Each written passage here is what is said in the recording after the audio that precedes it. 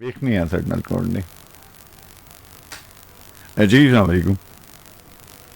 अल्हम्दुलिल्लाह वालेकुम अस्सलाम वडभाई मोहम्मद तारक मैं सदके जावा ਵੱਡੇ ਭੈਣ ਤੁਹਾਡੀ ਆਵਾਜ਼ ਸੁਣ ਕੇ ਮੈਨੂੰ ਤੇ ਯਕੀਨ ਕਰੋ ਸਰੂਰ ਜਿਹਾ ਆ ਗਿਆ ਮੁਹੰਮਦ ਤਾਰਿਕ। अल्लाह ताला ਤੁਹਾਨੂੰ ਹਮੇਸ਼ਾ ਸਲਾਮਤ ਰੱਖੇ। आमीन। अल्लाह ਦੀ ਅਮਾਨ ਤੇ ਸਿਹਤ ਦੀ ਬਾਦਸ਼ਾਹੀ ਨਸੀਬ खैर खैर तेरे दम दी। और बड़े भाई मैं ठीक हाँ। कोई बिस्मिल्लाह भैन तारक कोई याद ही साझी कर लवो कोई है याद ही साझी करन ਲਈ इंतजार च मैं सदके आ जा फिर। बड़े भाई ना मैं जिस अदारे च मुलाजमत करना ना हाँ उत्थे एक मेरे उस्ताद सन अच्छा मोहम्मद उमरदीन साहब। अच्छा वो तकरीबन कोई 20-22 साल मैं उन्होंने खिदमत की थी तो समझ लवो कि परवरिश मेरी वालदैन ने की थी लेकिन तरबियत उन्होंने की थी। तो उन्होंने ना एक रूटीन सी कि डेली जड़ा ना रात को अगर 10 बजे तो ओवर टाइम हो गया ना तो उन्होंने मैनू कहना कि मंजी जा दे। अच्छा ते एक होर रूटीन सी उन्होंने कि उन्होंने जिसले 10 बजे तो ओवर टाइम हो गया तो फिर सुबह नमाज पढ़ के निकलना।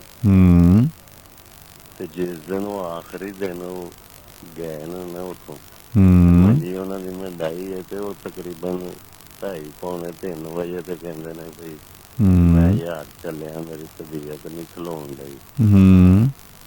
तो मोटरसाइकिल ना वो तकरीबन इन्नी की स्पीड ना 25-30 की स्पीड च जाते सन कि अक्सर मैं उन्होंने नाल जाता सा नाले मेरे उस्ताद सन नाले मेरी महल्लेदारी भी। तो वो जिसले वो चले गए तो तकरीबन अद्धे घंटे बाद उन्होंने ना हादसा पेश आ गया कुछ करे एक ट्राली दे नाल मोटरसाइकिल दे सन।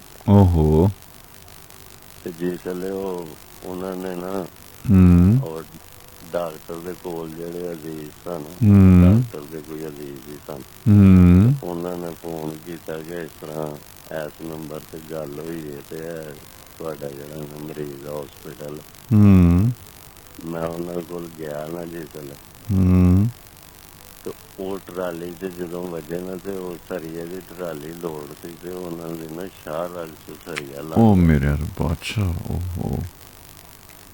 तो जिसले मैं गया तो उन्होंने पहला अल्फाज ये सी कि पुत्र यार ट्राली वाले का कोई कसूर नहीं सी गड्डी दियां अगों मैनू लाइटां पईयां ने ते मेरी गलती नाल ही मैं जा वजा हाय ते तुहाडी मेहरबानी है पुत्र ट्राली वाले नूं ना कुछ नहीं आई।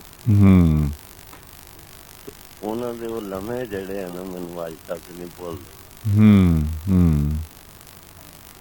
अच्छा ते ठीक है बड़ा अच्छा लगा तुहाडे नाल गल करके बड़े चिर बाद गल हुई तुहाडे नाल है ना। अल्लाह ताला तुहानू हमेशा सलामत रखे खैर तुहाडे तंदुरुस्ती वाली जिंदगी आमीन आमीन सलामत रहो खुश रहो दुआवां खैर के बांध पे सदा खैर सोना बात खैर खैर।